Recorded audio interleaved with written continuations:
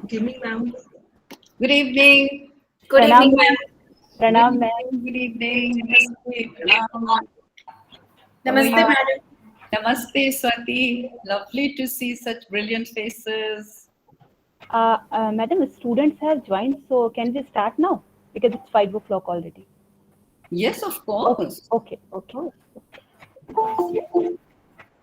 So I welcome you all in the second day of this 5-day online workshop on conflict resolution and peace research, issues and methods, which is jointly organized by the Departments of Political Science of Vasanta College and DAB PG College.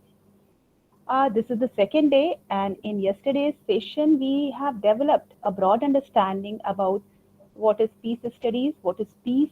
Peace is not merely absence of war, and peace is not merely a luxury, but in the 21st century, it is survival need. And we also discussed that how peace studies evolved, and most importantly, why do we need peace studies? We also discussed various methods, skills and strategies of conflict resolution and peace research. So today's session, in this session, we'll be focusing on gender perspective in peace research. When we talk about gender and peace, so there are a number of questions we need to engage with, like where are women in peace discourse? What is women's perspective on peace? Is it distinct from men's perspective? What role women can play in peace building? Are women merely victims of conflict, or they have peacemaking potentials? Are women are essentially peace lovers, as essentialists claim, and many more such questions. So, gender and peace is a field having immense potential for research, and we are very, very fortunate that today we have with us Professor Anjoo Upadhyaya Madam as the resource person who has worked in this field extensively and who has an expertise in this field. It is indeed my privilege to introduce Madam, who has also been my teacher. Professor Upadhyaya is Professor of Political Science and former coordinator, Center for the Study of Nepal, Banaras Hindu University. Madam has a rich experience of more than 40 years of teaching and research. Her area of interest includes international relations, development and gender studies, Nepal studies, and peace studies. She has done postdoctoral research at London School of Economics and Politics and also from Woodrow Wilson Center for International Scholars, Washington, D.C. Madam has also an international diploma in conflict resolution from Uppsala University, Sweden.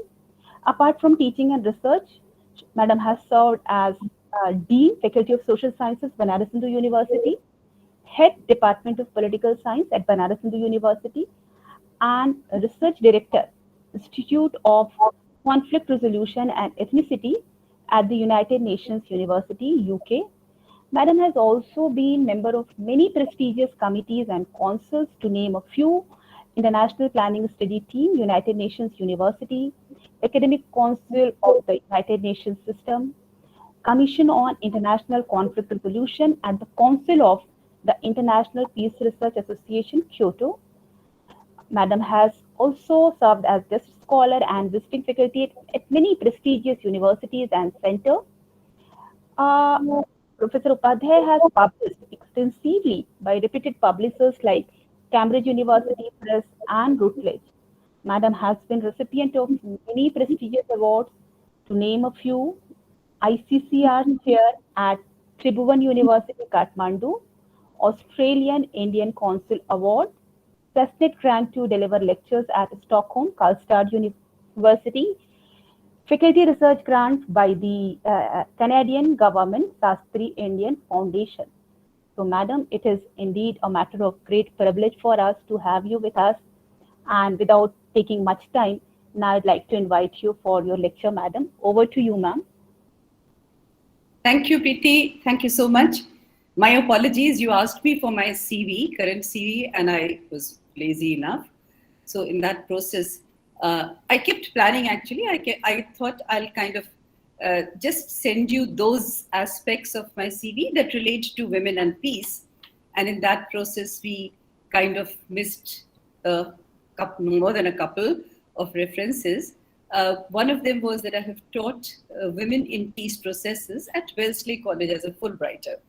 And prior to that, I have conducted some of the researches under the major research grant of University Grants Commission, very early years, on women in local peace processes, and of course, Women Count for Peace. But not to boast. I mean, it is simply to establish my credentials of being a speaker this evening. So thank you very much. I'm humbled by the coverage that you have given to my CV. I'm extremely happy that you have invited me, you and other colleagues, Swati and Manisha and Punita, have invited me over to your very prestigious college that has very interesting linkages with my own career. I recall that in January 1975, when I was fresh out of the university, I did my master's from Allahabad and I came to Banaras. So, I found out that there was a vacancy of a lecturer in your college. So I just, reached there. I hadn't started driving till then. I reached there with a friend or a cousin, I don't remember that, to ask for a job there. And after a lot of discussion and discourse, for some reason, I didn't join there. So today, whenever I'm on a platform that is hosted by your college, I'm reminded of that very episode. And also an episode when years later, I went to your college as the university's nominee. Your director said, we can correct our mistake now. So I'm happy to be hosted by you and of course by DAV College, because the topic that you have chosen is very close to our hearts. And the presentation here, as you suggested, is on women and conflict resolution, which will probably go beyond conflict resolution. Because conflict resolution, as you've already heard through Professor Priyanka Upadhyaya yesterday, is one aspect of peace studies. It's a slice of peace studies. It's not that comprehensive. Nonetheless, we shouldn't go into these nomenclatures. All of us here know what we are talking about this evening, and therefore we would understand by conflict resolution an umbrella term for peace in general. And peace, as you just mentioned, is not the absence of war. It is not also simply, conclusion of certain agreements or, ceasefires or what have you, but it is basically a situation where people can achieve their potential to the best of their capability. So that is a thicker concept or a thicker definition of peace that we imply.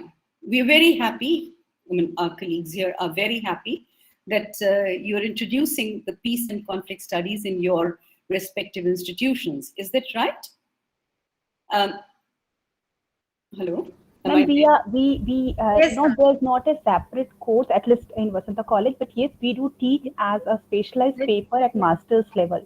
Okay, wow, that's interesting. Here at BHU also, about more than 2.5 decades, about 23 years ago, we initiated this paper on peace and conflict resolution under the then IR branch, and that kept running till that actually is being offered even today at in the Department of Political Science. But as you know, we now have a full-fledged interdisciplinary center of peace studies known as Malviya Center for Peace Research, where Professor Priyanka Upadhyaya is the UNESCO Chair for Peace, and I have been the adjunct there. Many times I also have to establish my credentials in saying that I have also been working in peace. It's not that I'm Mrs. Priyanka Upadhyaya that I'm there in the establishment of the center also. All of us had to, as you would visualize, put our ahutis in that, as you all are preparing the respective institutions to do that.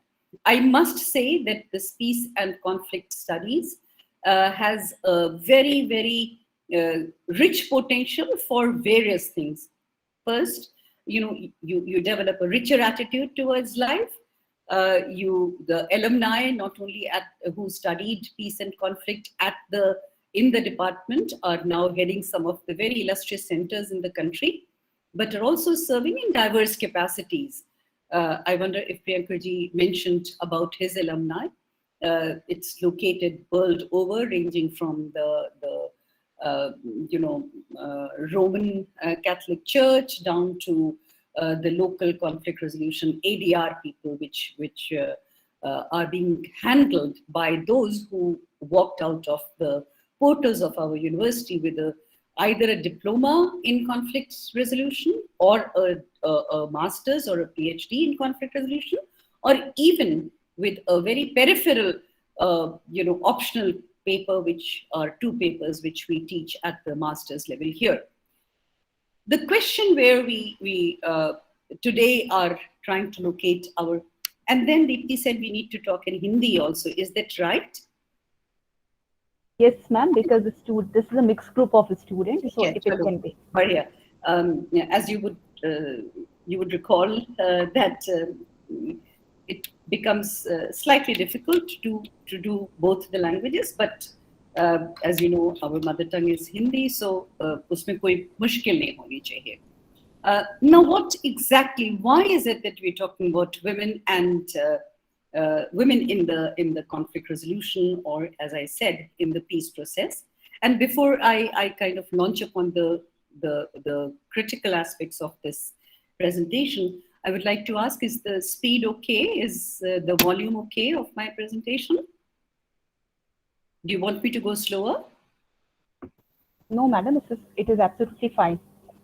Chalo, theek hai.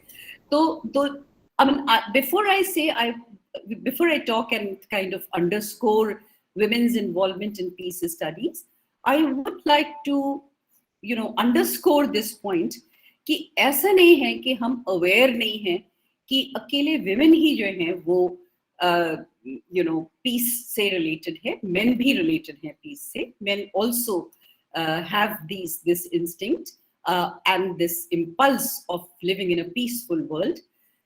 I'm also aware that there are scores of women who are struggling to make both ends meet, to cope with the indebtedness. जो कर्ज होता है उससे कोप करती हैं, गरीबी से कोप कर रही हैं, drunkenness से कोप कर रही हैं, ignorance, malnutrition, lack of health care, lack of old age support, etc. So generally women are also struggling with these things. However, is पूरी struggle में, और men भी हैं, especially in our part of the world, the poverty ratios are really, really high. So men are also struggling with these various challenges. Nonetheless, the plight of women becomes kind of doubly severe because the women are also struggling against patriarchy.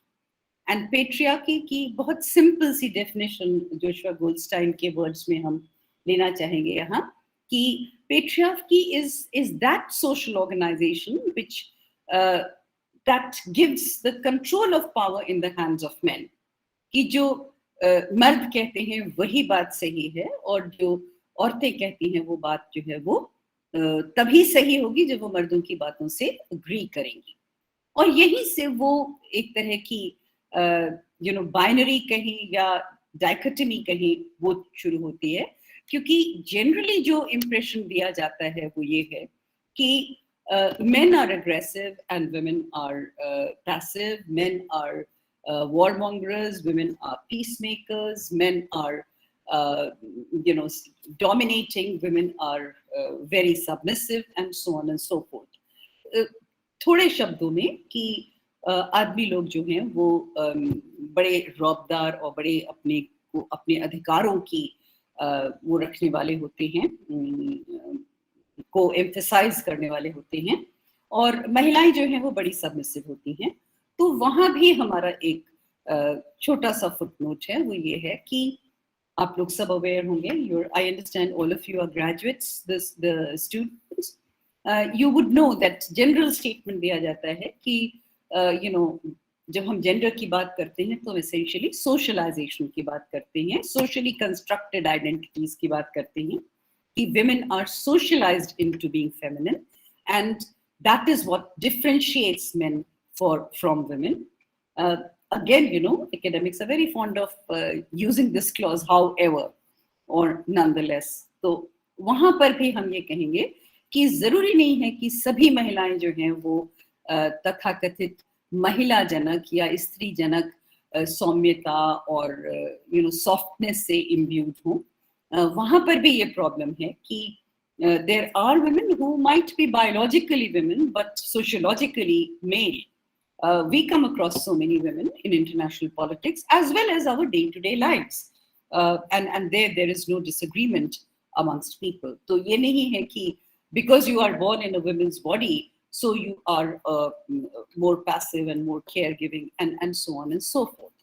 However, having said that, हम बात किस चीज की कर रहे हैं? हम essentially बात कर रहे हैं एक उस फिनोमिना की जहां पर की जो महिलाएं हैं वो कॉन्फ्लिक्ट और कॉन्फ्लिक्ट रेजोल्यूशन की सिचुएशंस में कहाँ लोकेट हम उनको करते हैं। क्या सिंपली हम उनको ऐसे लोकेट करते हैं कि वो विक्टिम्स रही हैं और इतने सारे रेप्स हुए उनके ऊपर, इतने सारे एब्डक्शंस हुए हैं, या हम उनको लोकेट करते हैं ऐसे व्यक्तित्व में जो कि उसके बाहर आकर के और हमेशा ही पीस इनिशिएटिव्स पर की बात करता है और अपनी एक तरह से जिसको अंग्रेजी में एक शब्द कहा गया है एजेंसीहुड की बात करता है, तो हम कहाँ उसको लोकेट करें?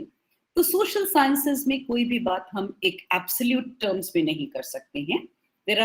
हमारे ट्रूथ्स काले और सफेद नहीं हो सकते हैं क्योंकि समाज काला और सफेद नहीं है। काला सफेद का मतलब यहाँ रंग-भेद से नहीं है, बल्कि काला सफेद का मतलब है कि कोई हमारे बिल्कुल डिस्टिंक्ट डिविजन्स नहीं है। तो हम जहां पर इस बात को पहुंचाना चाहते हैं, या the position from where I am coming is that this has been also debated and it has been questioned as a major understanding of essentialism, implying कि अगर आप महिलाएं हैं तो आप स्वभाव से केयर गिविंग होंगी, और अगर आप पुरुष हैं तो आप स्वभाव से सेल्फिश होंगे, अग्रेसिव होंगे and so on and so fourth. तो इन तमाम मुद्दों पर बात होगी बहुत ब्रीफ में, क्योंकि मोस्टली ये स्टूडेंट्स का ही जमघट हमें दिख रहा है ज्यादातर। बहुत ब्रीफ में हमको क्विकली विमेन्स मूवमेंट के बारे में या विमेन की जो स्ट्रगल है उसके बारे में बात करनी शायद यहाँ पर समाचीन होगी। तो 20वीं शताब्दी के पहले भी ऐसा नहीं है कि महिलाओं की स्ट्रगल नहीं है। We all know how Aristophanes described in his comic play of Lystrata कि किस तरह से महिलाओं ने तय किया कि अगर मर्द लोग जो है वो वॉर के लिए जाएंगे तो हम उनको वो सेक्सुअल ग्रेटिफिकेशन नहीं देंगे जो अदरवाइज एक कंजुगल रिलेशनशिप में हम देते हैं उनको। However, हम बहुत एंशिएंट एरा में नहीं जा करके मॉडर्न टाइम्स में 20वीं शताब्दी से अगर इसको लोकेट करते हैं तो रफली 1900 से 1945 तक एक तरह से women articulated their subordinate social political status, and the major struggle was that of the right to vote. और इसमें जो सफ्रेजिस्ट थे, जो कि थोड़े वायलेंट भी थे, जो सफ्रेजिस्ट थे और जो पैसिफिस्ट भी थी महिलाएं, उन सब के नाम आते हैं और महिलाओं ने बहुत सफर भी किया। आप सबको एमिली डेविडसन का 1913 का वो एक्सीडेंट शायद पता हो जिसमें कि वो घोड़े से रौंदी गई, या एमिली पैंकहर्स्ट की एक unfortunate death in 1927। So there are so many women who struggled and who lost their lives and who continue to do that, not for the suffragist cause anymore in most parts of the world, but for various other things, ranging from simply being a journalist to assert their right to speak the truth. तो 1900 से 45 तक approximately सफ्रेजिस्ट movement रहा है। 45 से 70 तक legal rights की लड़ाई हुई कि हमको इक्वल पे क्यों नहीं मिलती है, हमको हमारा स्टेटस क्यों सबऑर्डिनेट है। और फिर 1947 में ग्लोबली आकर के एक यूएन जब बन चुका था तो commission on the status of women setup किया गया, जिसने कि आगे जाकर के इसको और भी महत्वपूर्ण एक division for advancement of women के लिए एस्टैब्लिशमेंट की बात कही, और जिसने कि शुरू में तो खुद कंसल्ट किया इकोसॉक को, economic and social cultural council of UN जो है उसको, मगर बाद में वो उसी जो यूएन की ये इकोसॉक बॉडी है उससे सबॉर्डिनेट या उससे एक प्रकार का उसका भाग बनता दिखता है। लेकिन इसी बीच दो बड़ी महत्वपूर्ण चीजें हुई जो कि यहाँ बात करने की हैं। एक तो है 1979 का सीडॉ डिक्लेरेशन, जो कि convention on the elimination of all forms of discrimination against women. लंबा सा सेंटेंस है, हालांकि थोड़ा बहुत अगर आप उसको आगे भी पढ़ेंगे तो आपकी जुबान पर सीडॉ डॉक्यूमेंट हमेशा रहेगा, because this was one document जिसने कि इस बात को एक प्रकार से प्रकाश में लाके खड़ा किया कि महिलाएं जो हैं उनकी हालत बहुत अच्छी नहीं है। जो कन्वेंशन जो commission on the status of women भी बना, उस कमीशन में भी एक बहुत आंखों को चौंधिया देने वाली या एक प्रकार से शॉकिंग रेवलेशन ये हुआ कि all the countries of the world were asked to bring about a report on the status of their women. And it took about not less than 25 years, 47 से 74 तक, for these women to come out with their country report. And when these country reports started pouring in the UN, they got a big shock of their lives, because none of the countries were reporting to the UN कि जो UN ये declaration देता है ना कि all men or all human beings are equal, तो it was not the case, including countries like India जहाँ पर की women struggle बहुत पहले से शुरू हो चुकी थी।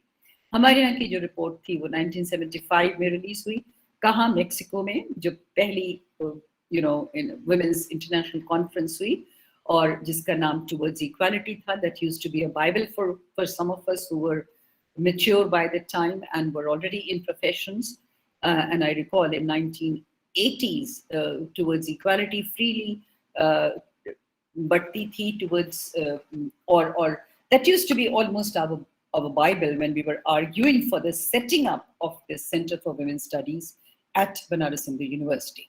And that kept on getting matured against all kinds of struggles. We are not talking about violence which was domestic. हम मथुरा केस पर नहीं जाएंगे, हम शाहबानो केस पर नहीं जाएंगे, उसके बारे में कभी और मौका लगेगा तो हम बात करेंगे।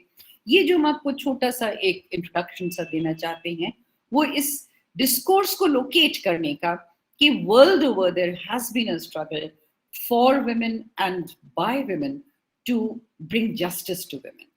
And here one is reminded of Carol Gilligan's argument, the ethic of care argument, where she insists that women are more caregivers. They would opt for the ethics of care rather than ethics of justice, which men favor. Anyway, so that I would think that is one of the very, very short snapshot. इसके बाद हम बहुत quickly आपको global international conferences के बारे में बताते हैं.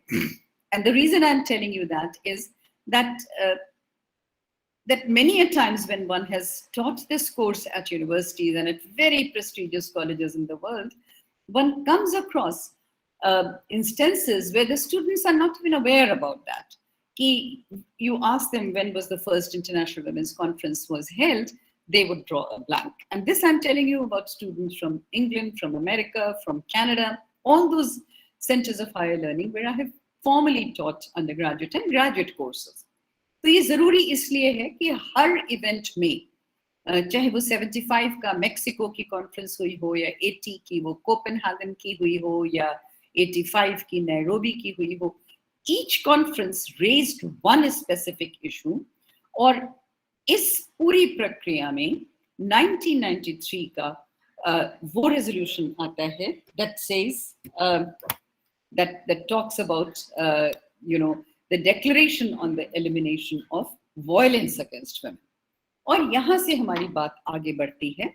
लेकिन ये जो elimination of violence against women की बात आती है, तो इसके पहले हम ये भी बताना चाहेंगे कि the world was seized of these various episodes that kept on happening regarding the violence that was perpetrated on women. जितनी भी wars हुई, चाहे वो First World War हुई हो, चाहे वो Second World War हुई हो, या in our part of the world 1947 का हमारा division हुआ हो, 71 की बांग्लादेश war हुई हो, या जो हमारे internal strikes भी हुई हैं, चाहे वो इसको हम लोग इंटरनेशनल कॉन्फ्लिक्ट नहीं कहते, इसको हम वायलेंट कॉन्फ्लिक्ट की कैटेगरी में भी यूएन को रिपोर्ट नहीं करते हैं, but almost everywhere within the country there has been not only a discrimination against women but also essentially a perpetration of violence against women. And और ये माना जाता रहा है कि क्योंकि women are looked upon as the property of men, violating a woman's body is like violating or insulting a man. So आप लोग शायद सुनते रहे होंगे कि wars often are perpetrated on the bodies of women. तो कि अगर आपने एक विमेन की बेइज्जती कर दी, किसी विमेन की बेइज्जती कर दी, चाहे वो बोस्नियन औरत हो, चाहे वो बांग्लादेशी हो, तो आपने वहां की जो मेन हैं उनकी बेइज्जती करी, विच इज एब्सर्ड. और इसको लेकर के ग्लोबली ये इनिशिएटिव बनता रहा है कि जो commission for the status of women था, उसने इंटरनेशनल लेवल पर फोर्थ फ्रंट पे लाके खड़ा किया इंटरनेशनल डिबेट्स में कि there has to be an elimination of violence against women. और जो फोर्थ वर्ल्ड कॉन्फ्रेंस हुई 1995 में बाइजिंग में, जिसमें हिलरी क्लिंटन ने बहुत अहम भूमिका अभिनीत करी, तो उसमें इट वाज एक रेजोल्यूशन को अडॉप्ट किया गया जिसको Beijing declaration and platform for action कहा गया. यूएन ऑफिस में भी जेंडर इक्वालिटी को प्रमोट करने के लिए और उसको एनकरेज करने के लिए बहुत ज्यादा काम किया है. लेकिन आपका क्या सोचना है, क्या ये तमाम चीजें जो हैं वो बहुत स्मूथली हो गई होंगी? Do you think that this would have happened very smoothly? Is there a opportunity to have an interactive event, or you think I should go on in a lecture fashion? No, ma'am. Students may write in the chat box also. They can unmute themselves. Acha, theek hai, that's good. Okay. That's very nice. And there's a possibility कि अगर कुछ बात हम आगे कहने जा रहे हों और वो स्टूडेंट्स जो हैं वो पूछना चाहें, तो I might tell them कि अभी रुको, थोड़ी देर बाद इसकी बात करेंगे. अगर कोई ऐसी चीज है जो कि हम हमेशा कहते हैं कि रामायण कथा के बाद मत पूछना कि सीता कौन थी, तो इसलिए बीच में anybody who feels कि I'm going off base, या there is something which they would like to know more about, or something which is confusing, क्योंकि ये ऑनलाइन जो मेथड होता है बातचीत का, ये बहुत सी चीजों में हमको अब एक्सपीरियंस हो रहा है कि बड़ा डिसएम्पावरिंग भी होता है. डिसएम्पावरिंग ऐसे होता है कि पीपल फील शाय कि हम अगर क्वेश्चन करेंगे तो वो सब जो है वो सुनेंगे. Many times when the speaker turns up, तो they feel far more comfortable in question and answers. But अब क्या किया जाए, this is the best way to do it, and it is better done rather than not done. तो ये जो हम tradition आपको बता रहे थे, ये यूएन ऑफिस ने भी इसको प्रमोट किया कि जेंडर इक्वालिटी को एस्टैब्लिश किया जाए. और हमारा क्वेश्चन था कि क्या ऐसा है कि हुआ होगा कि सब commission on the status of women आया होगा और सब औरतों ने कहा कि भाई हमको आप इक्वल वेजेस नहीं दे रहे हैं, या हमको आप इक्वल अपॉर्चुनिटीज नहीं दे रहे हैं, या हम क्लास सीलिंग से ग्रस्त रहते हैं. आप कह तो देते हैं कि हमारा प्रमोशन हो जाएगा मगर होता नहीं है. तो आपको क्या लगता है, यूएन ने ये रेजोल्यूशन एस्टैब्लिश किए और फिर वो खटाखट सब लोगों ने उसको मान लिया होगा? What is your view? Anybody in the chat box? Anybody would like to pin in amongst the students? नहीं? No, ma'am. Ma'am. Good evening, ma'am. Who is speaking? Shruti Jha? Yes, ma'am. Okay. हाँ. क्या आपको लगता है opposition हुआ होगा? किससे opposition हुआ होगा? आपको बहुत मजेदार कहानी सुनाए. जब हमारे यहाँ के स्कॉलर्स और एक्टिविस्ट जो हैं वो यूएन अपनी रिपोर्ट लेके जाना चाहते थे, तो क्या उनको गवर्नमेंट ऑफ इंडिया ने अलाउ किया उनकी ओरिजिनल रिपोर्ट भेजने के लिए? नहीं अलाउ किया। सो मच सो कि जो वो ड्राफ्ट अपना जमा कर रहे थे उसको उन्होंने पब्लिश भी नहीं होने दिया और उसको डाइल्यूट करके भेजा गया। और तब से लेकर आज तक जो वर्ल्ड सोशल समिट्स भी होते हैं उसमें भी एक शैडो रिपोर्ट ऑलमोस्ट हर कंट्री के एक्टिविस्ट जो हैं वो भेजते हैं कि सब ऐसा नहीं है जैसा कि हमारी सरकारें कह रही हैं कि हमने महिलाओं की सारी सुरक्षा कर दी है और हम बराबरी से सबके साथ इंटरैक्ट कर रहे हैं या you know whatever. So yes, Shruti, I think we have taken your question. Are you okay with it? You want to unmute yourself and add something to what I'm saying? Sorry, ma'am.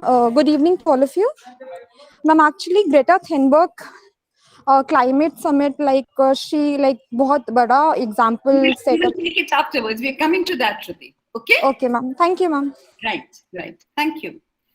So, and yes, of course, as all of us know, कि अगर हम mute नहीं रखते हैं अपने को, all the people who are not speaking, तो फिर voice resound हो करके और सबके पास जाती है, which happened in my case when we were beginning, and then Manisha muted me, so that's okay. तो हर कंट्री ने इसको अपोज किया और उसमें से कुछ कंट्रीज तो यहाँ तक गई कि उन्होंने इसको पनिश भी किया उन महिलाओं को जिन्होंने की उसकी जिद करी कि नहीं यही हमारा एक प्रकार का स्टैंड है। और वो स्थिति जो है वो लगातार बनी हुई है अभी भी। एंड सरप्राइजिंगली और perhaps not that surprisingly there has been no difference between men leaders and women leaders. हमारे देश में Indira Gandhi was reported to have established an agreement with the Sikh fundamentalists in saying that she would accept chadar andazi in lieu of the Khalistan movement being withdrawn. Now, what was chadar andazi? It was a very old Sikh tradition that if the spouse of a woman dies, then the brother of her spouse will simply, give her a chadar and take her as a co-wife. And this was very, very violative of the woman's options or her rights or her freedom. And this was essentially done so that no property goes to her. तो ये तमाम चीजें जो हम आपको बता रहे हैं वो essentially इस backdrop के लिए बता रहे हैं कि women have had to launch struggles after struggles after struggles, and that struggle has not come to a pause. वो अभी भी चलती चली जा रही है. However, again, women's resistance to war is not exclusive to women. Women की जो violence के against की ये जो उनकी अपनी भी discrimination के अगेंस्ट की लड़ाई है वो सिर्फ औरतों ने नहीं लड़ी है और जो वॉर के अगेंस्ट भी वो लड़ाई करती हैं विमेन इन कॉन्फ्लिक्ट रेजोल्यूशन जिस पर की हम लोग चर्चा कर ही रहे हैं तो उसमें भी अकेली विमेन नहीं रही हैं। I'll give you a very good example from India. All of you know, I don't have to give you an example. हमारे यहाँ जो महिला आंदोलन प्रारंभ हुआ 19वीं शताब्दी में उसमें हमारे पुरुषों ने बराबर की भागीदारी की है, चाहे वो राम मोहन रॉय हों या चाहे वो इवन भावे हों या ज्योतिबा फुले हों। तो हमारे यहाँ भी पुरुषों ने बराबर की भागीदारी की है और विदेशों में भी।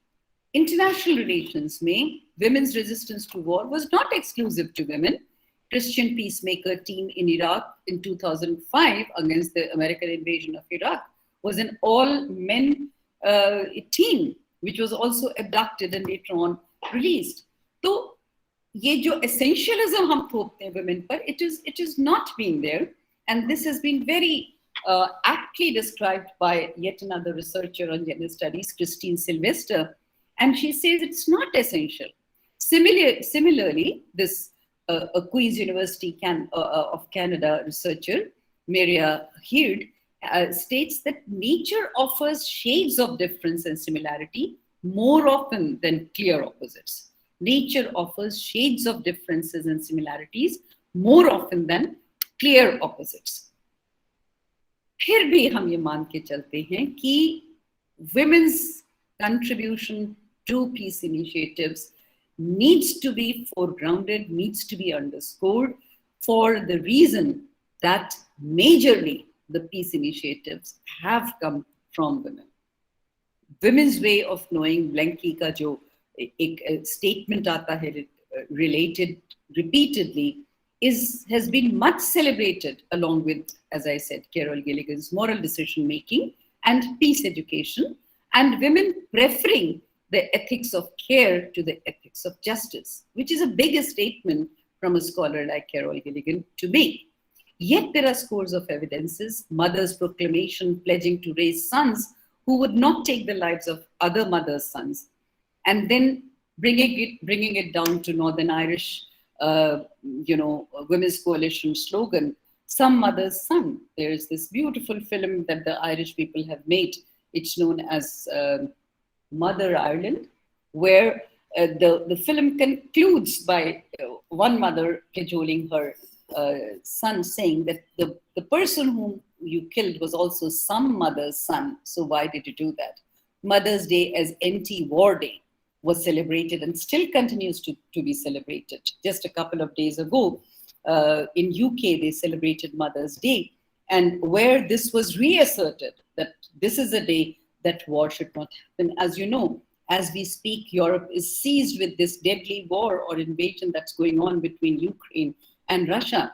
So once again, just a couple of days ago, in UK, Mother's Day was celebrated as anti-war day.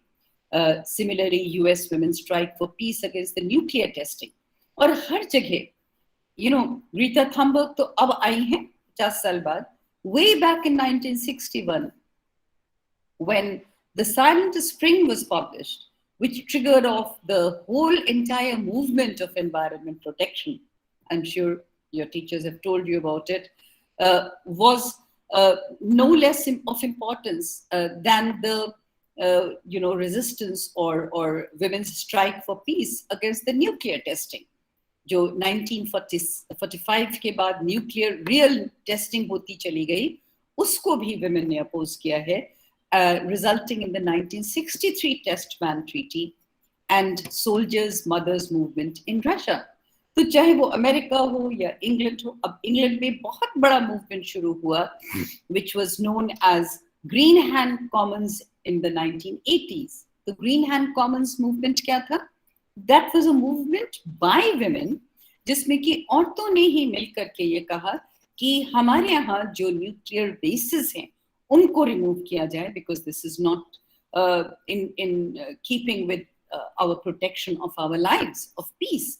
Similarly, Okinawa military base जो बना रहा यूएस में, यूएस का जापान में, जिसमें 1995 में बहुत घिनौनी हरकत हुई, उसके अगेंस्ट विमेन 1985 से अपोज कर रही थी कि ये बेस, मिलिट्री बेस जो है वो हमारे आयरन से हटाया जाए, क्योंकि दे न्यू कि सम डे और द अदर मिलिट्री का जो प्रेजेंस है, आर्मी को जो इतना वैलराइज किया जाता है, ये कंट्री में एक तरह का इनसिक्योरिटी पैदा कर रहा है, ये एक वायलेंट स्ट्रीक को जन्म दे रहा है, and all that is connected to the same old patriarchy, the same old notion that man is in power. He is in power because he has muscles. He is there to protect the motherland, and therefore he is the one who needs to be revered. और actually वही हुआ जो women of Okinawa were protesting against 10 सालों से, कि एक 12 साल की बच्ची को 3 यूएस मरीन्स ने एब्डक्ट किया और उसके बाद उसका रेप हुआ और उसको लेकर के फिर ओकिनावा बेसिस रिड्यूस किए गए और उन मेन को ट्राई किया गया. तो this brings us to the whole idea that we've already talked about Listrata, we've talked about Green Hand Commons, we've talked about, I don't think, Women's League for International Peace, जो कि First World War के पहले शायद set up हुआ. Yeah, there has been so many organizations, War Resistance International, WRI. If you simply type out women for peace, you'll get n number of entries there. What is important here is that we are essentially highlighting abhi tak कि women की struggle क्या रही है against the injustice that they have suffered across the world, how that has been resisted, and it has not been a very easy road to negotiate, and how women have been successful in bringing about this particular agenda as a major agenda globally. कई बार आप लोग सुनते हैं, यहाँ तक कि 3 साल पहले तो हमारे यहाँ एक डिबेट हुआ जिसमें कि हाउस ने ये मोशन प्रेजेंट किया, ब्राइट बच्चे थे, उन्होंने किया था ये डिबेट कि the house believes that the UN has lost its utility. So yes, the UN is more or less, because of the veto, a toothless tiger. However, one needs to see कि क्या UN की ये जो agenda making capacity है, क्या ये futile है? मेरे ख्याल से it is not futile at all. There is a very, very strong substance in that says that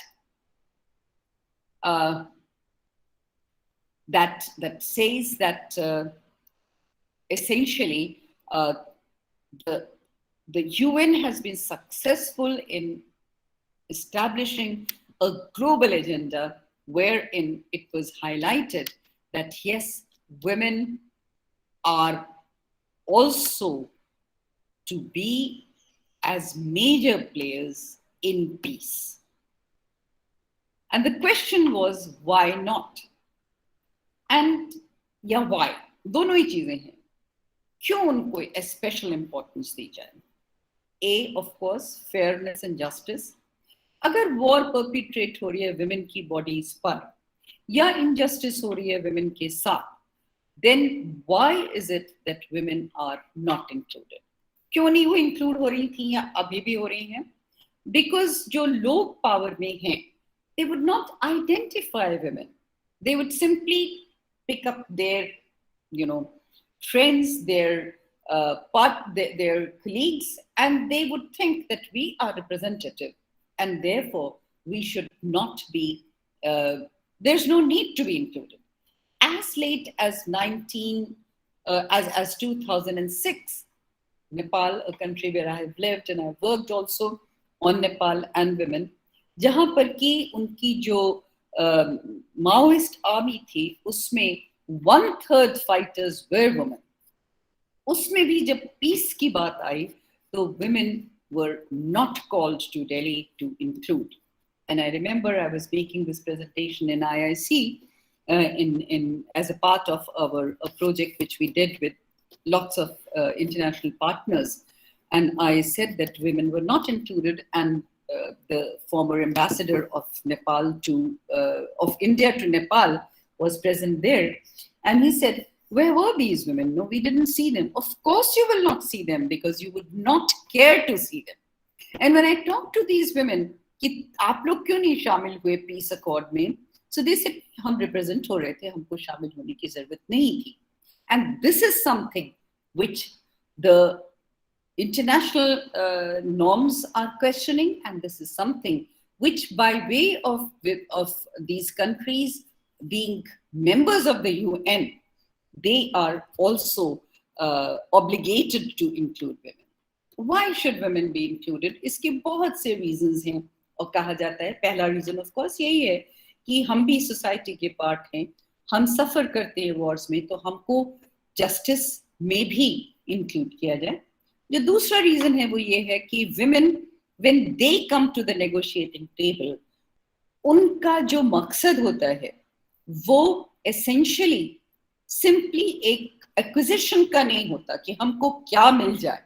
उनका मकसद होता है एक ज़्यादा comprehensive और एक lasting और एक fair agreement का. The third reason why women should be included is they say women are closer to the ground reality. They are far more aware about what is moving where. And if you include women in international negotiations or international conversations, long before a war becomes very brutal, women would tell you that there are these situations where there is a likelihood or a very strong likelihood of this situation flaring up. There are n number of narratives where this has been recorded. Uh, there have uh, there have been episodes where women have come to the local council level, especially in Bosnia and Herzegovina, and informed their representatives before the war broke out that there is something wrong. Why? Because she has seen her teenager son and a very young boy to bring in material in his study that is provocative, which is aggressive. So women are there, they keep their ears closer to the ground reality, and therefore women need to be included. They have, uh, it has also been, stated that women have greater credibility and sensibility to lead peace negotiations for a sustainable outcome. Women can provide a different notion of peace and tend to take a more holistic approach. Then women are also more capable of reaching across to the enemy. Why? They say that a woman is looked upon more innocuously as compared to a man. अगर आप एक negotiation कर रहे हैं, तो एक आदमी से negotiation करते समय आप ज़्यादा intimidated रहेंगे, एक औरत से negotiation करते समय कम intimidated रहेंगे, because she brings in a certain, politeness. She brings in a certain, how do I say, acceptability across the table. And also, us ambiguity mein, so many times, women have seemed to negotiate more successfully as compared to men. They're also more often capable of reaching across to the enemy, including people of different cultures, ethnicities, and so on. And then including women, of course, makes the leadership more inclusive. So there are more than, I would say, 20, 25 points which come in favor of including women in the peace processes. And that is what brings us to this very critical point of our discussion this evening, and that is women, peace, and the security regime. WPS, it is known as WPS. और वहां से शुरुआत एक और नए युग की होती है जिसको शुरू हुए भी 20 साल हो गए. I mean, some of you would hardly be even 20, maybe 21 if you're all graduates. This roughly began when you were born or you were toddlers, and this was in the year 2000 when the Security Council of the United Nations brought about a resolution which is famously known as Resolution 1325, that emphasized that women need to be part of the peace and the security regime. And then there were resolutions after resolutions that made it obligatory on the countries that were members of the UN to include women in their delegations, to include women in sending out peace forces or peacekeeping forces, to include women in the even otherwise general delegations. And resolutions after resolutions kept on being adopted, and here we find that now I think the number stands at 12, and even the last one that happened just a couple of years ago, I think it was 2020, when it was a resolution was being brought, which was opposed by a country like America and Ireland, that said that in conflict situations, if a woman becomes pregnant by rape, women should be allowed to terminate the pregnancy. So this was a resolution which was much in favor of women, which was opposed by Ireland for religious reasons, and that was opposed by America for the by the lobby, which doesn't believe in pro-choice. Well, termination of pregnancy is no cause of pleasure. But then bringing in this world a child that the mother herself doesn't need, that reminds her of the insult or the injury that she had to suffer for no fault of hers, is something where the mother needed to be given a choice. So even now, when the UN has brought this resolution, which talks about peace and security. And by the way, do you know which country tabled this resolution, 1325? It was the Bangladeshi representative Anwarul Chaudhry who had tabled this resolution that said that talked about including women in all the peace processes. And there, the commitment जो कि 2000 का UNSCR 1325 ने किया, उसमें था increase women's participation in decision making and peace processes. मतलब जब आप निर्णय करें तो आप उसमें औरतों को, महिलाओं को इंक्लूड करिए, प्रोटेक्ट करिए women को and girls को in conflict zones. Conflict zones में क्यों women जो हैं वो important हैं protect करने के लिए? Because जो normal community support होती है women को, वो most conflicts after the Second World War have been domestic conflicts. Domestic conflict, sorry, it's a wrong expression that I've used, have been, they have been internal, within the state wo conflicts हुए हैं. तो protection of women and girls in conflict zones की ज़रूरत इसलिए है कि normal community के जो support है वो खत्म हो जाता है. Then it calls for integration of a gender perspective and gender education into peacekeeping. And then it talks about peace negotiations.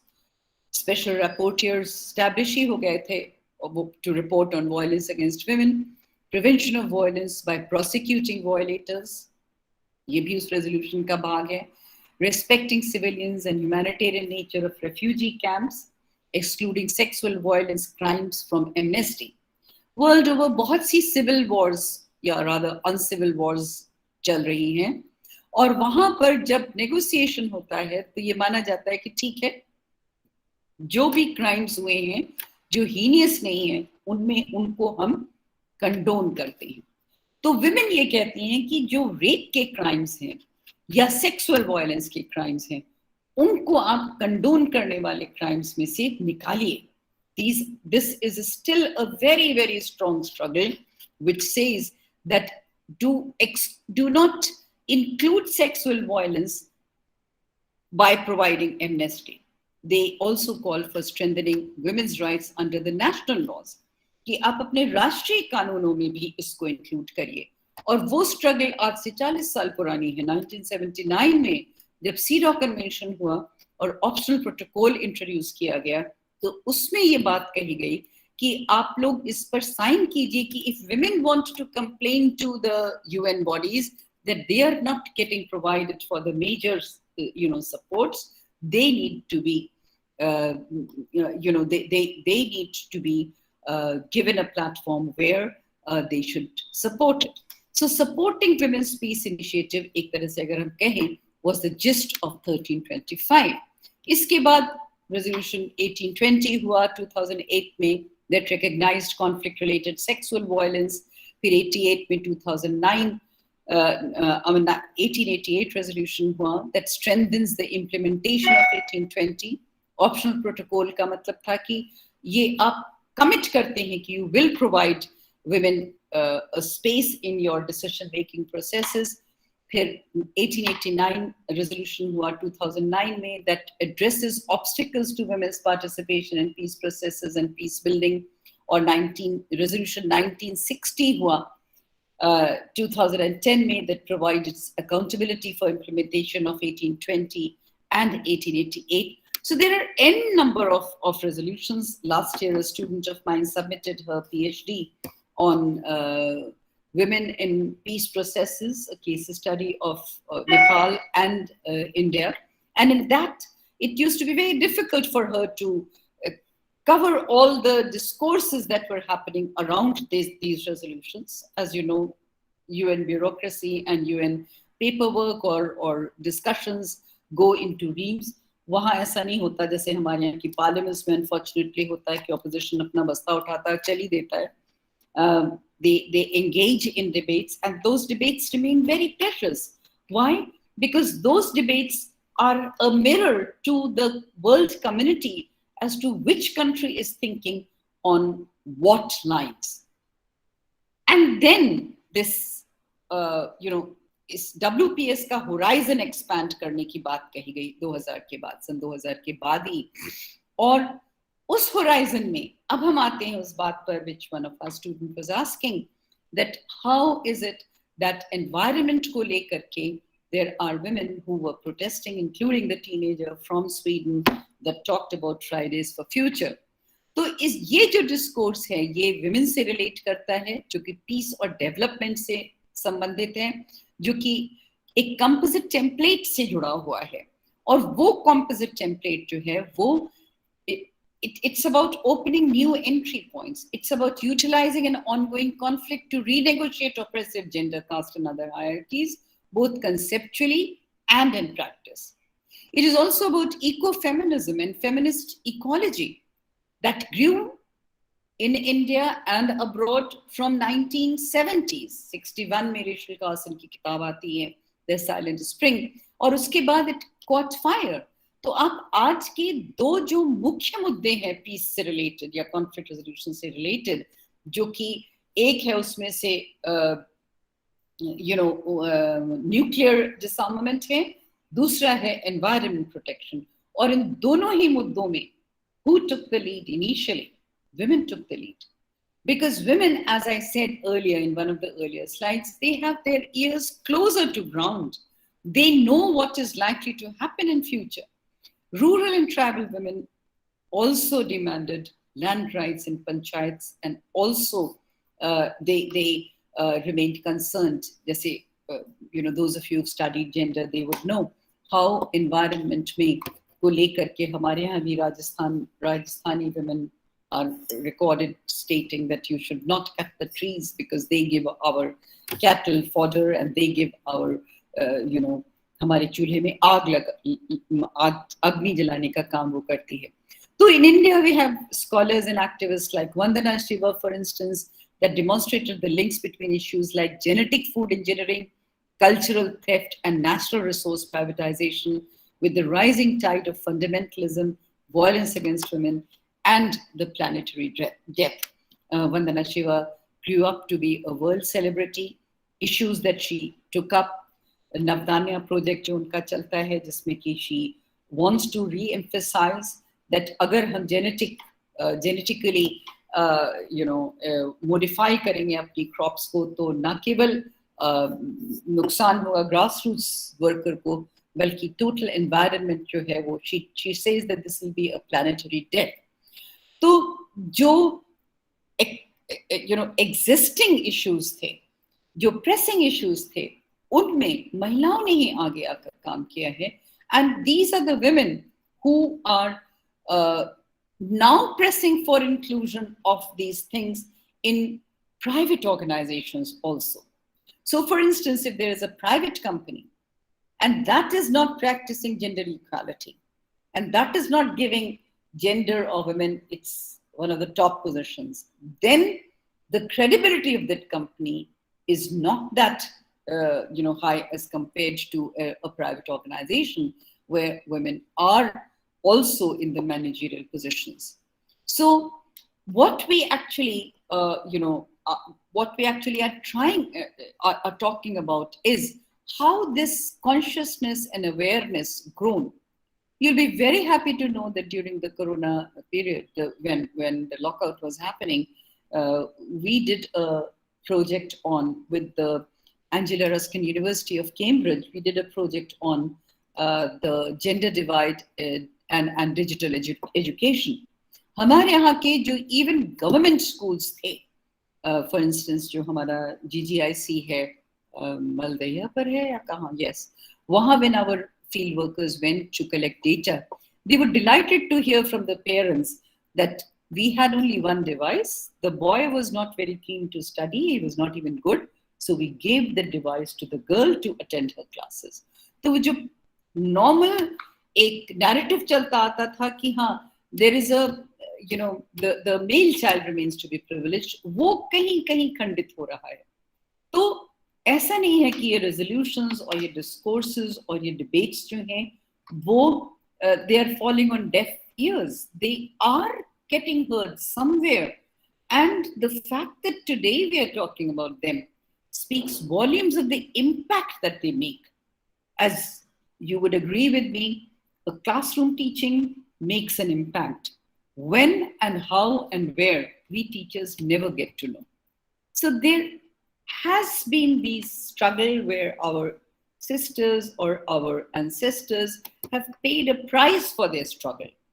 So today, the generation that was raised by a generation of mine is there to be aware about their rights and to sort this out.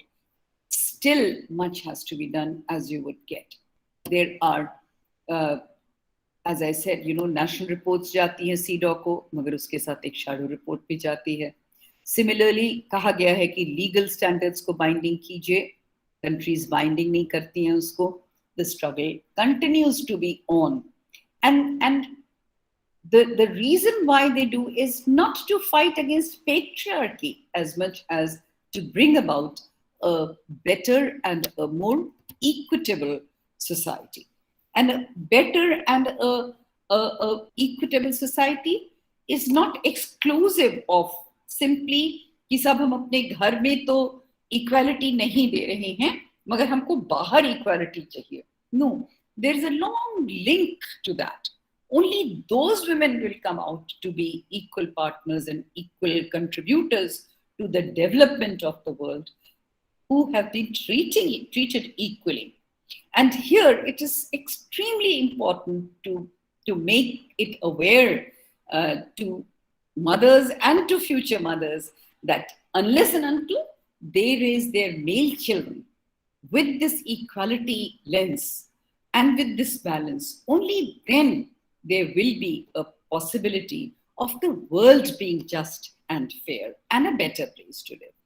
एक चीज है कि हम इसलिए शामिल हों peace process में कि हमारे खिलाफ कि हम पर अत्याचार हो रहे हैं, तो हमको जस्टिस डिमांड करती है कि हम आए जब युद्ध समाप्त हो जाए या जब झगड़ा समाप्त हो जाए रेजोल्यूशन के लिए.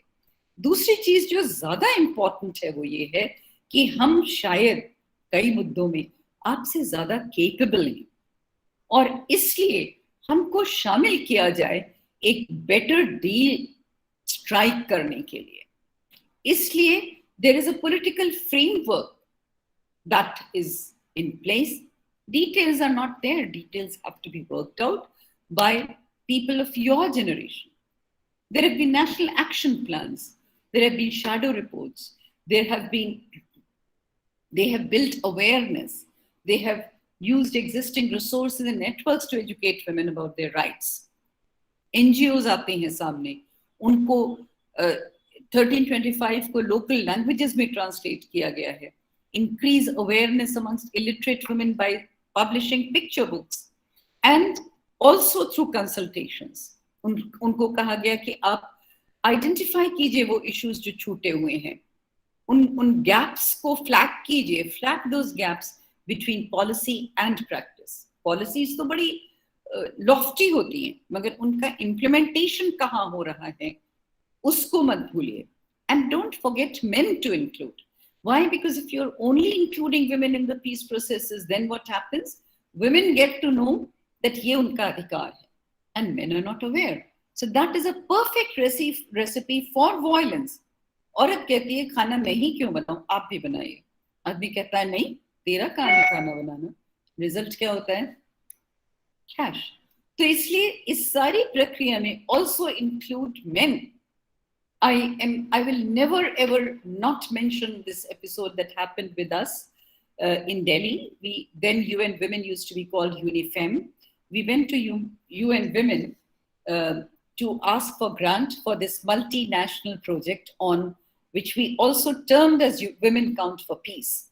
And this was done under the leadership of PRIO, Peace Research Institute of Oslo, with partners in Kathmandu, partners in various parts of India, including people from the Northeast, people from BHU, people from Calcutta, and so on and so forth. And the proposal that I had developed was that we would like to also involve men in that. And the woman who was heading the UNIFEM in Delhi then said, No. It was after so much difficulty that we have got this small grant. We cannot give it away to men. And today, after 15 years of that engagement, we find that from the UN, there is an assertion that do not forget men to discuss these issues which women think are important, and communicate those resolutions or decisions. Very quickly from the field, I would like to bring बहुत से questions होते हैं जिसमें लोग कहते हैं कि सब women ही क्यों peacemakers हों, women तो खुद भी war कर रही हैं. There are examples of Golda Meir, of Benazir Bhutto, of Indira Gandhi, and so on and so forth, who was very aggressive, very expansive, very male-like. And even till date, जैसे कि नेपाल में औरतें थीं, लड़कियां थीं, basically young girls, जो कि combat करने के लिए included थी, who held weapons and who fought not as cooks or cleaners, but as actual women with the rifles against the Nepal Royal Army. And the response that they gave us was that it is not out of choice that we went there. The Maoists would turn up at our doors and ask our families कि उनको एक या छोरा या छोरी चाहिए उनके organization के लिए. And the parents would simply give away the girl because the girl was dispensable, the boy was not. क्योंकि लड़की जो थी उसको तो जाना ही था, एक दिन उसको विदा कर दिया आपने या उसको माओइस्ट को दे दिया, तो उस लड़की को भेज दिया. और फिर उन यंग बच्चों को और यंग विमेन को उन्होंने ट्रेन किया as fighters and as members of their armed forces. So it's a very layered narrative of women in peace or women in conflict resolution. And wahan bhi, when one talked to the victims, one asked them, did you think that women were less aggressive as compared to men? And they said, yes, they were less aggressive. Men would be far more cruel. Women would have a softer heart and they wouldn't be that cruel. So, there are now, once the war is over, there are now Ama Samuhas, which are Mother Association. There are Samuhas which are known as Didi Bahini.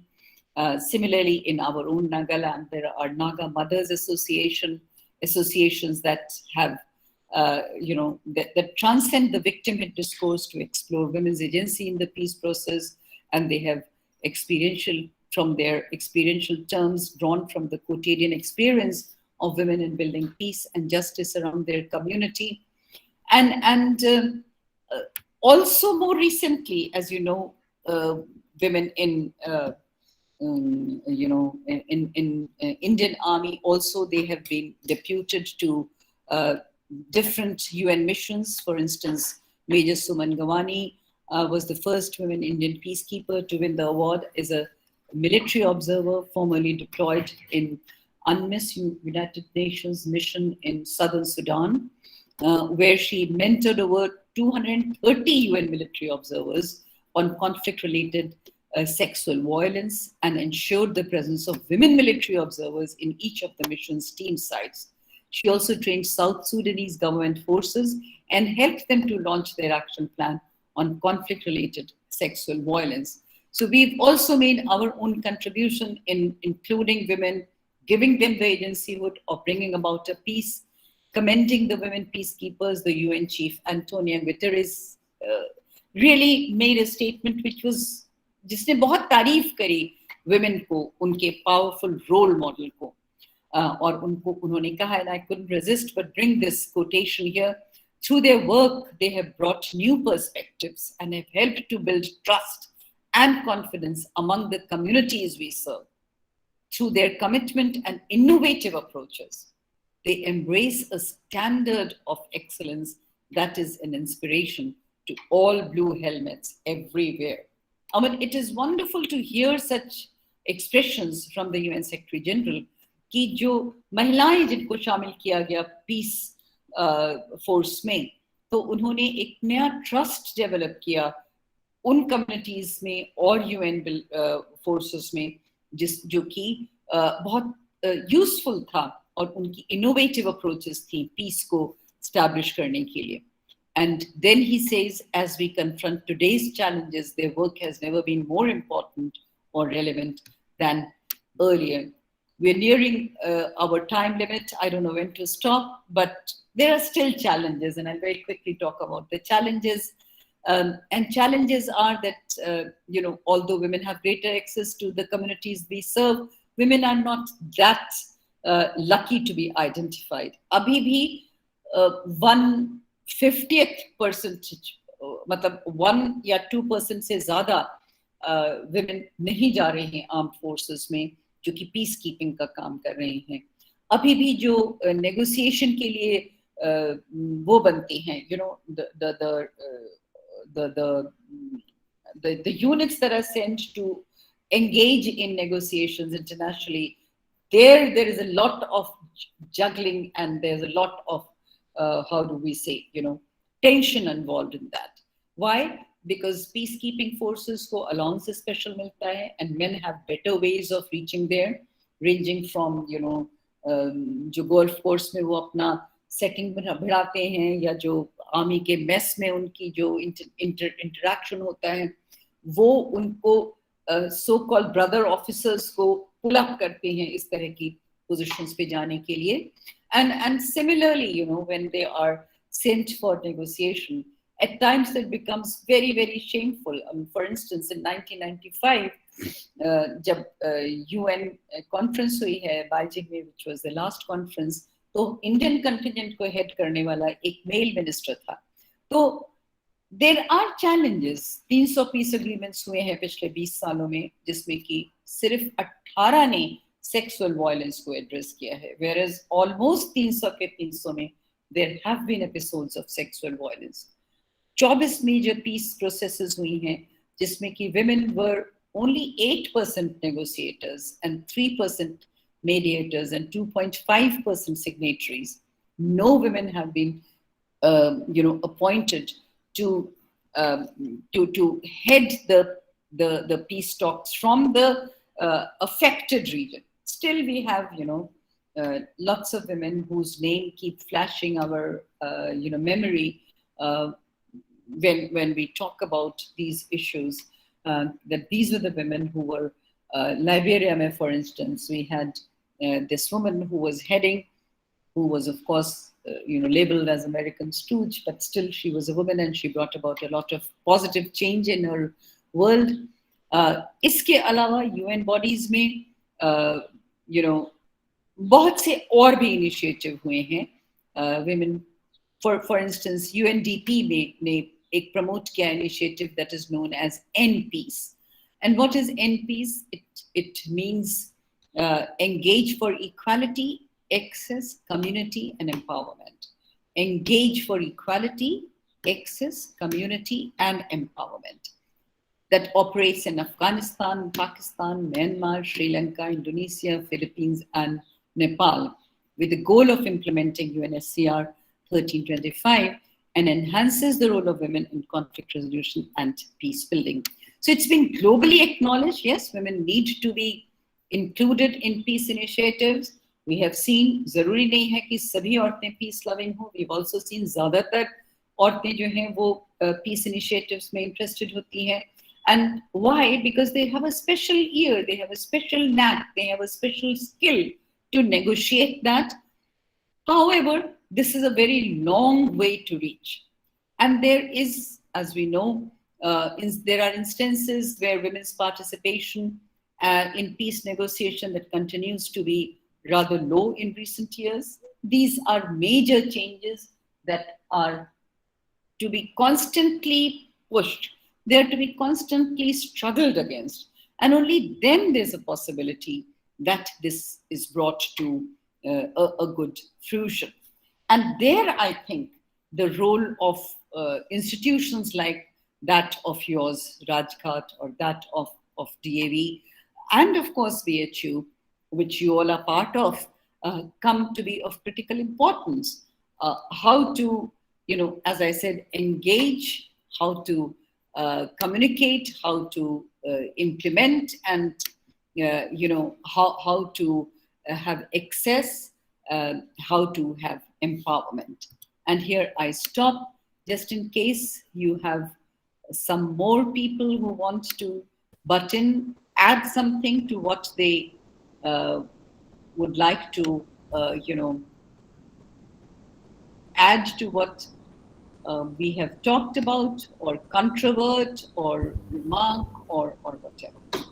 Okay? And I stop here. Thank you very much for your patient listening of more than now almost an hour and 15 minutes.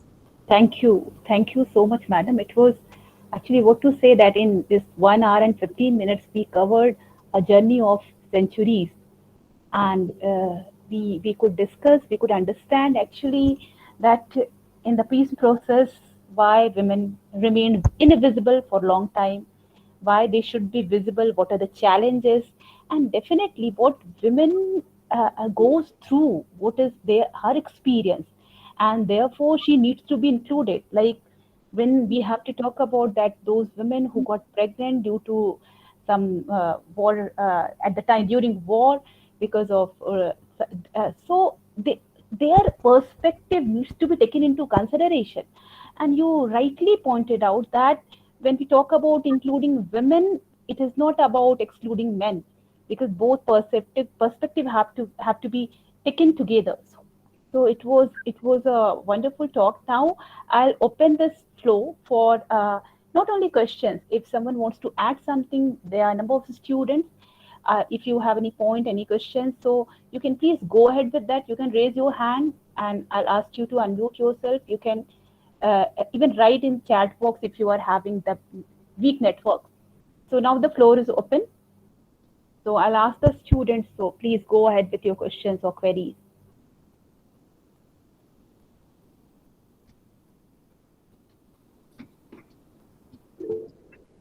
Yes, there is one hand raised.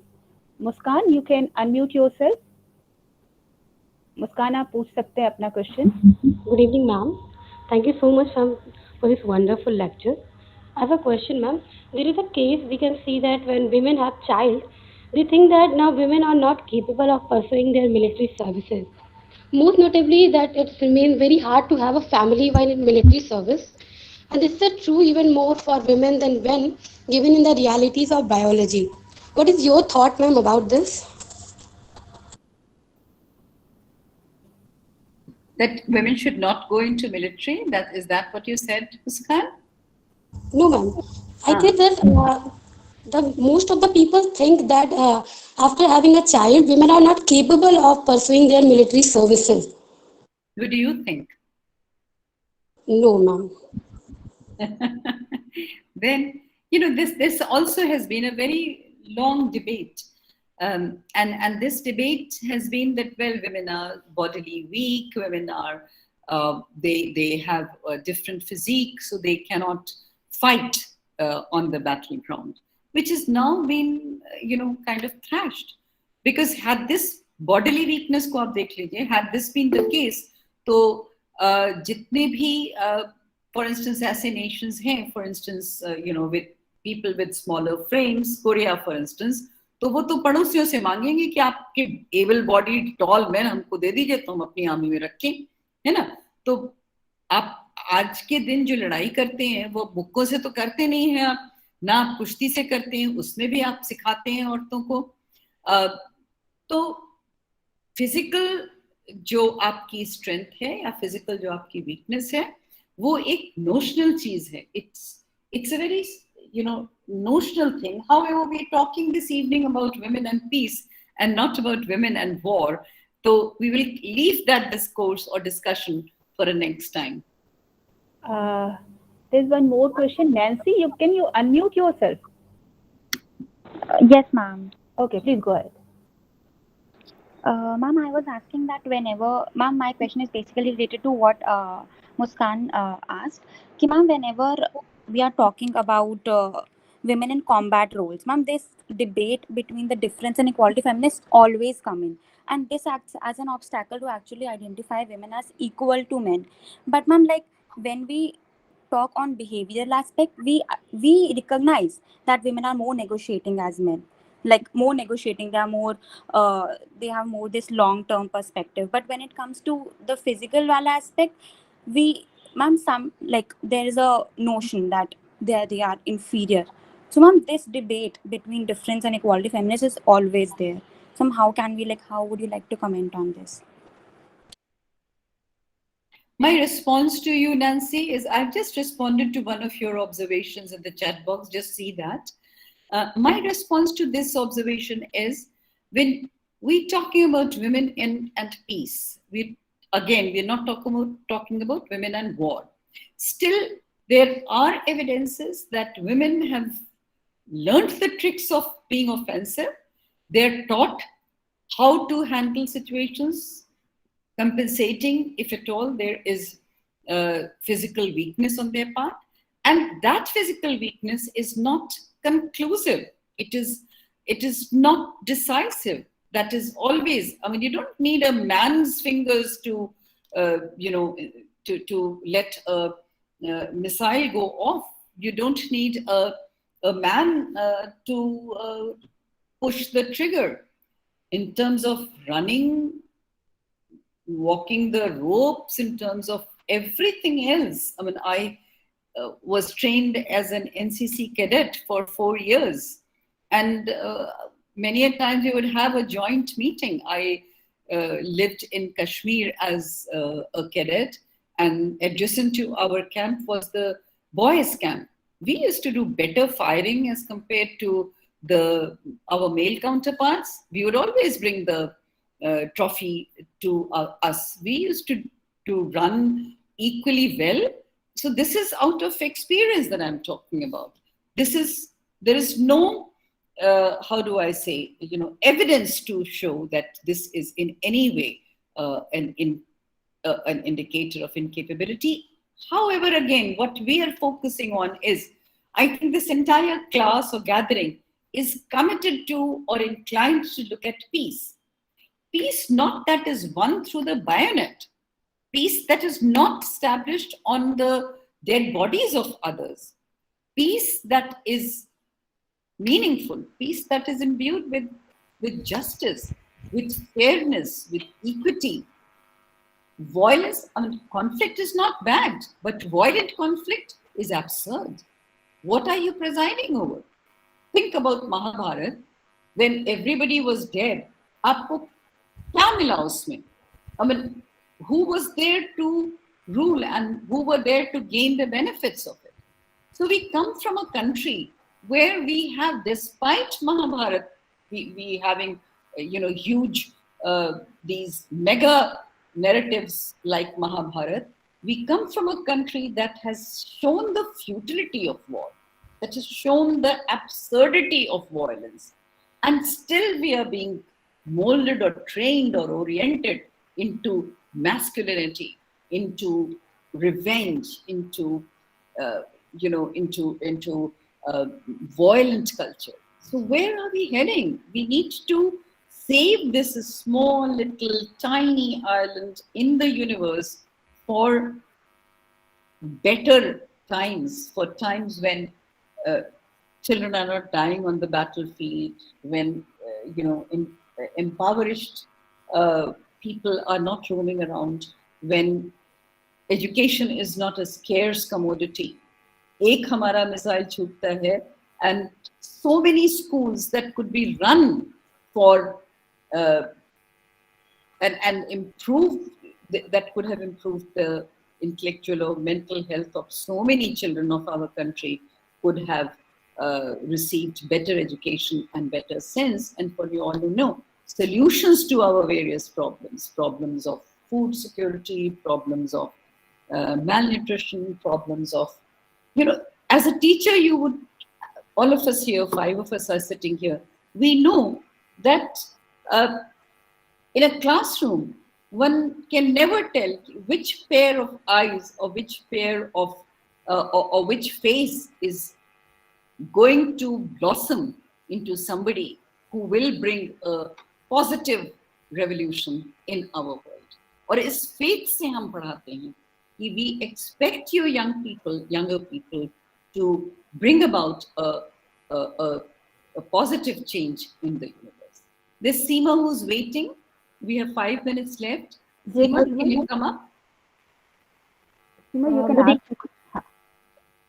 Good evening ma'am. Ma'am actually मेरा question था कि जब हम बात करते हैं कि women जो होती है वो पीस प्रोसेस के काफी नजदीक होती है, और ये कई काफी हद तक सही भी बात है, लेकिन जब इंटरनेशनल लेवल पे उनको रिकॉग्नाइज करने की बात होती है तो इंटरनेशनल कम्युनिटी कहीं ना कहीं पीछे रह जाती है। मैम अभी मैंने लिस्ट मैं चेक कर रही थी नोबेल पीस प्राइज का, आज मुझे मालूम चला कि इस टॉपिक पे हमारा लेक्चर है। तो मैम मैंने उसमें पाया कि 109 नोबेल पीस प्राइज अभी तक मिले, और उसमें से केवल 16 वुमेन जो है उनको नोबेल पीस प्राइज मिला है अभी तक। मैम क्या रीजन है कि इंटरनेशनल कम्युनिटी उनको रिकॉग्नाइज नहीं करती, या इसके पीछे क्या रीजन हो सकता है? तो मिला ना, 16 को तो मिला ना। शिकायत हम तब करते जब वो भी नहीं होती, और आगे और मिलेगा, है ना? यस मैम, बट ये काफी कम नहीं है। 119 में से 109 में से only 16 women. Yes, Seema, unfortunately the world has been not very fair to women, and that is what the struggle is about. It would be disappointing to you that still, despite all the talk about equality and so on and so forth, there is a bias against women. There is a kind of, they gloss over the contribution of women. It's not, the struggle hasn't stopped. ये मत समझना कि हाँ ये इतना resolution हो चुका है, ये इतना अचीवमेंट हो चुका है, तो अब तो हमको बस सर माथे पर रखेगी दुनिया। ये confusion हम लोगों को दिया गया था, when we were raised by mothers who participated in the freedom struggle, who sang those Prabhat Pheri songs. They raised us as persons. तुम लड़की या लड़का नहीं हो, तुम सिर्फ एक पर्सन हो, और तुम्हारी वही वक़्त है जो तुम्हारे भाई की है।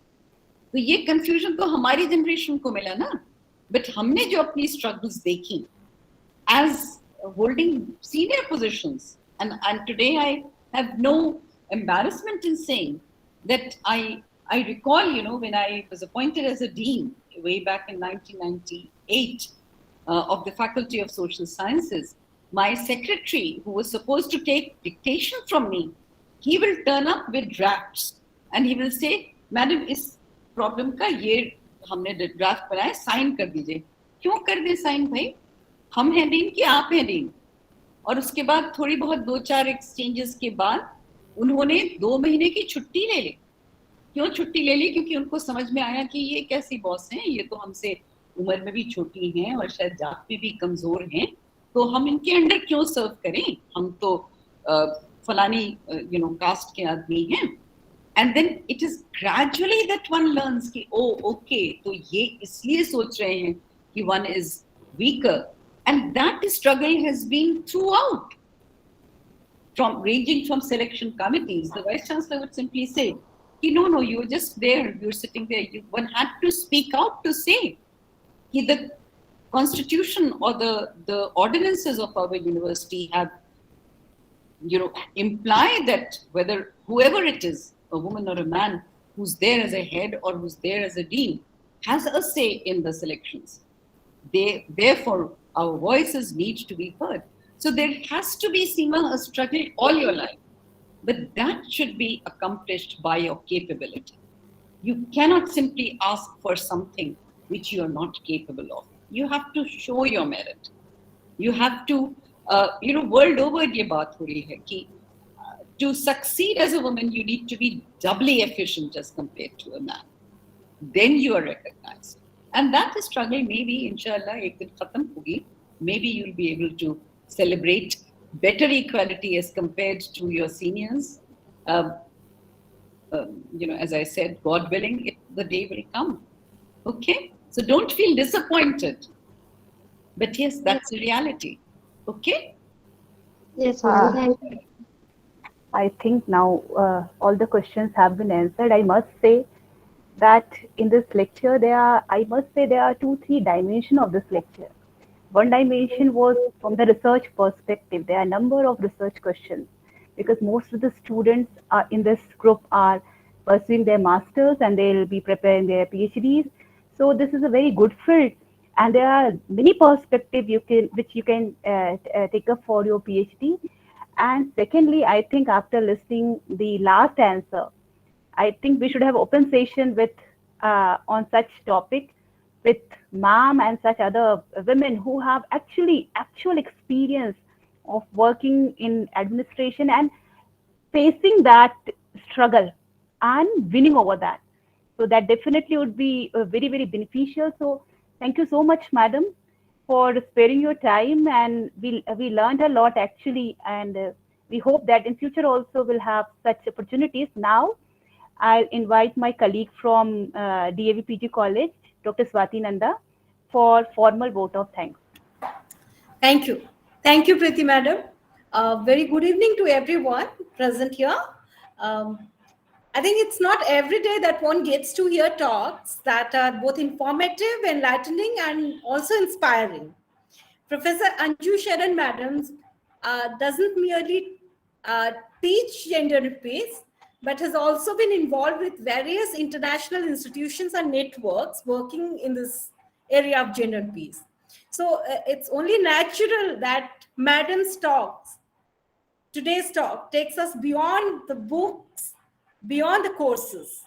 Personally, I have known, and I think we all have known Madam as a senior who has always encouraged us to give our best to academics and to be the best.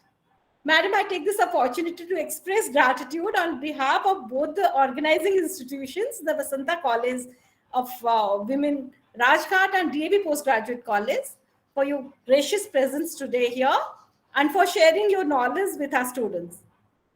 We are certain that this talk is going to benefit the students not only in their master's course, but also in their choice of research areas in future. I'd also like to thank Professor Alka Singh ma'am, Principal of Vasanta College, Professor Satyadev Singh sir, Honorable Principal of Art College, DAB College, for making this collaborative workshop possible. And thanks are due to all my colleagues in my own department here in DAB Postgraduate College and also in Vasanta College for Women. And of course, our dear students, without whose presence these sessions, all these sessions would be meaningless. Thank you so much, madam. Thank you, Preeti ji. And thank you, students. Over to you, Preeti ji. Thank you. Thank you, Swati ji. So thank you so much once again, madam. And Thank you so look forward to have you again on this platform or any other platform on some other issue. Maybe there are a lot to learn from you. So thank you so much. It's always a pleasure.